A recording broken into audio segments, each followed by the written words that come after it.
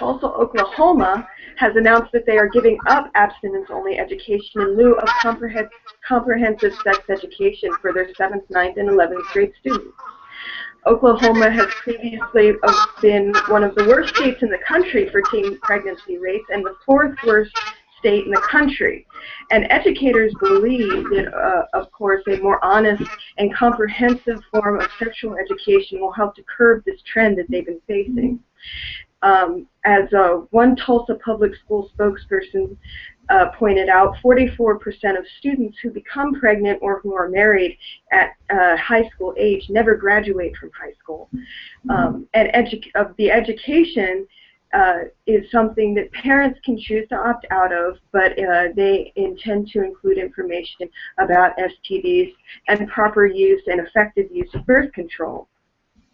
So Tulsa is hoping to lead the state and create an example for the rest of the state to follow, as currently Oklahoma is one of the many red states that has no statewide or state-required sexual education requirements for their schools.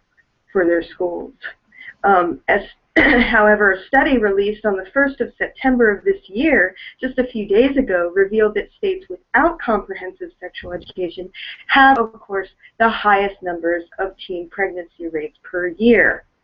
Let me just say, of course. Right, of course.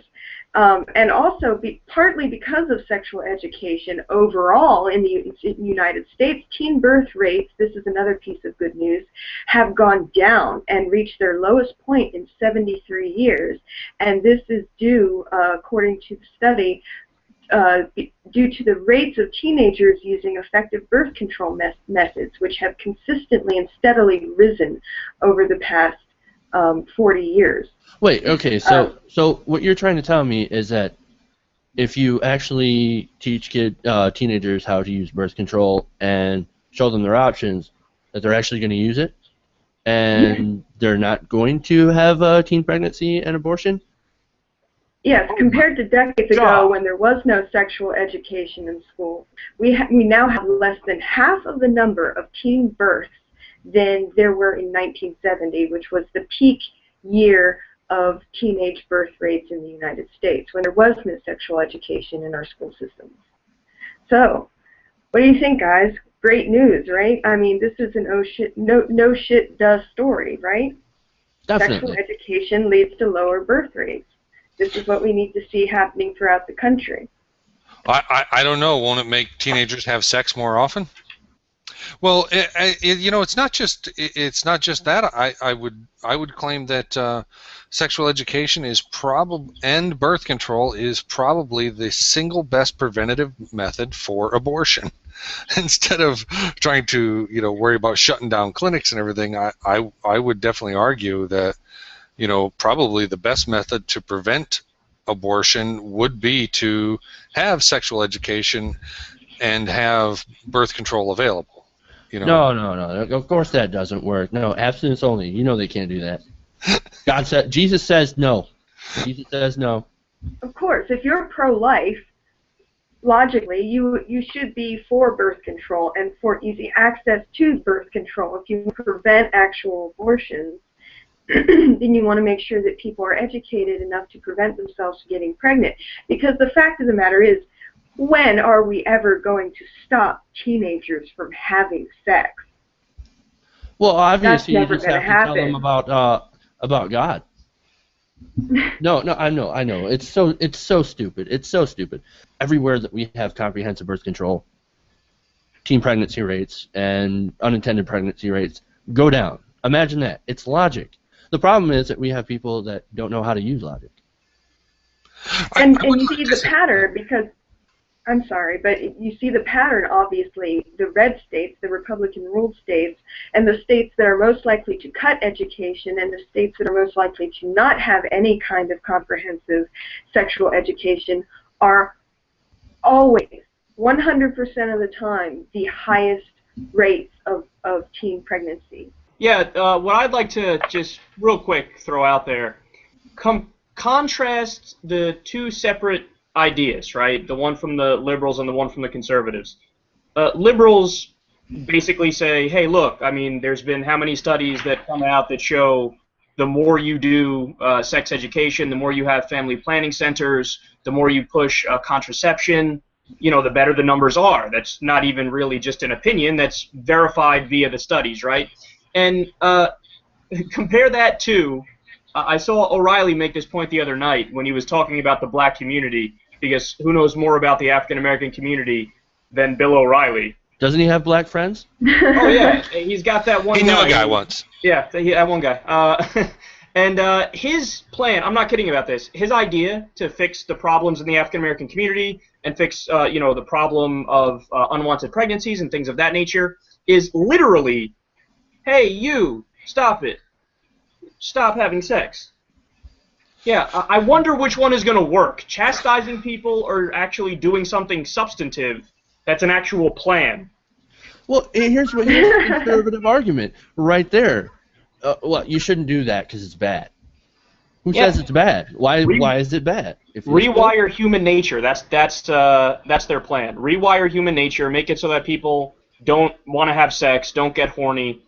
I'm sorry, but there's more substantive ways to address that issue. Absolutely, it has to do with a little thing called science. Maybe they should look it up. Yeah, they don't know about that. Some of the states with the highest teen birth rates, because I always love hitting these states as much as I can on this, because they're doing it wrong.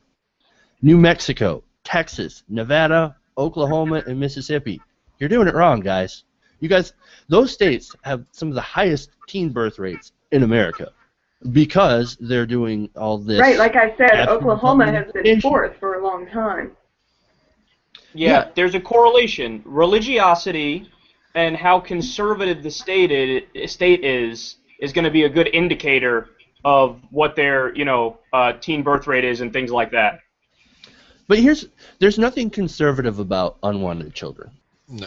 I just have to make that point. There's absolutely nothing conservative about having unwanted children, because children are expensive. They keep you in poverty if you have them when you're not prepared for them. So, and of course it costs the state money.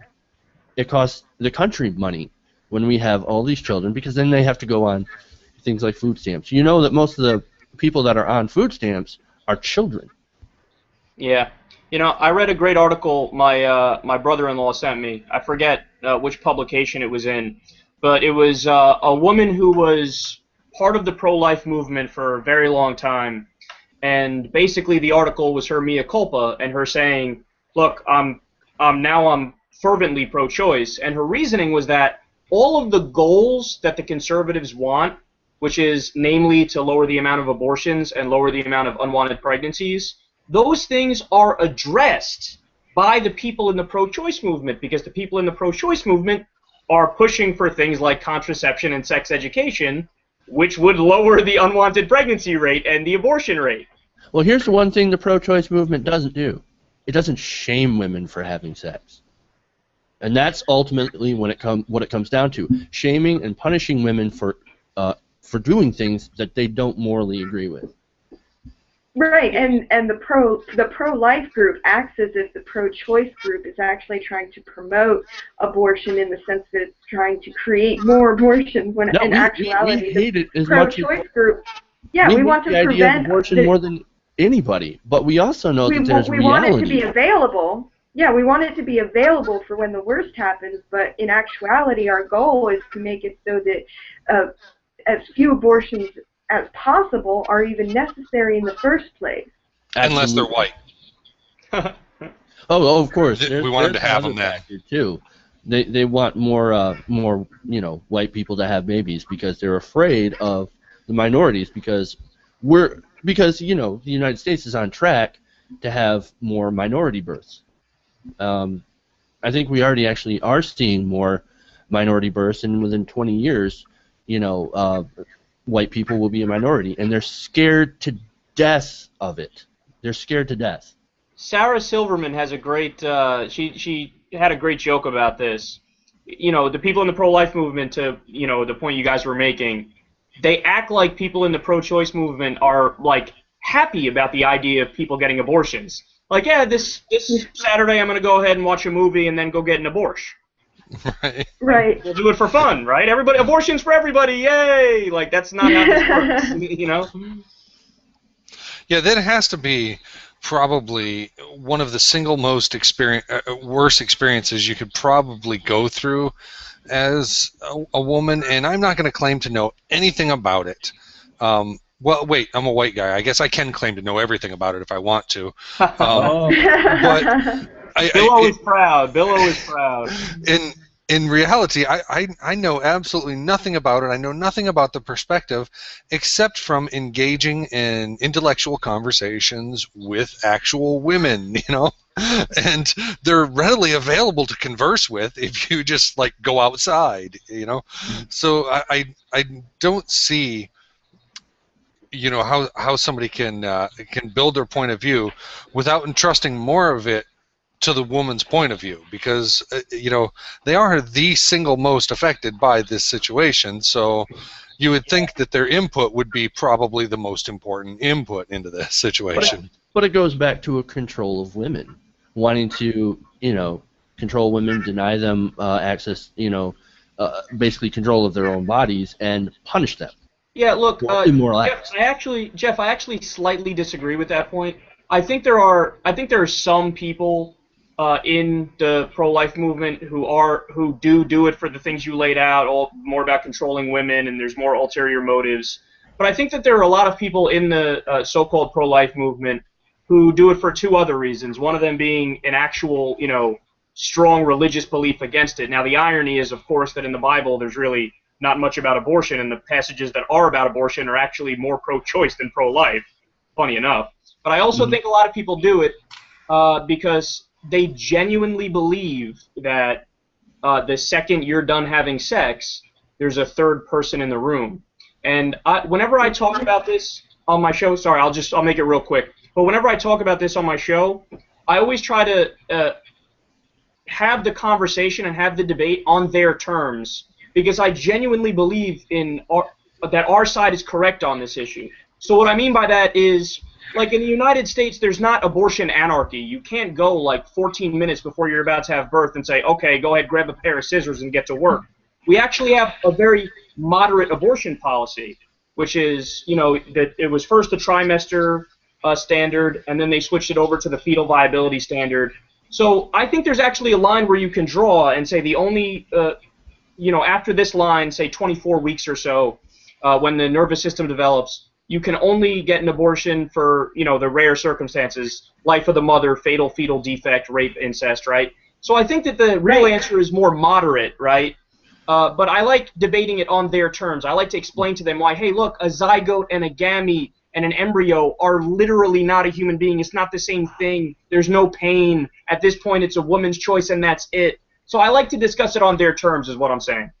Right, and absolutely, and I agree with you. But I just want to point out that that difference you're talking about, where some people actually believe the things that they're saying, and other people are actually using it as a political ploy in order to get their way and control a certain aspect of the population, has a lot to do with whether or not we're talking about a layman, you know, the common person, you know, we see day to day, or usually a congressperson or someone who has some sort of a corporate head who has some sort of authority or power. They're the ones more likely to be using it as a political ploy. They don't really believe in the religious aspect of it. Great point. 100% correct. And I like that you made that distinction. Yeah, and I just want to say, like I said, I just Kyle, I was overgeneralizing, of course, in the first part. You were right to lay out those distinctions. 100% correct. Absolutely agree with you.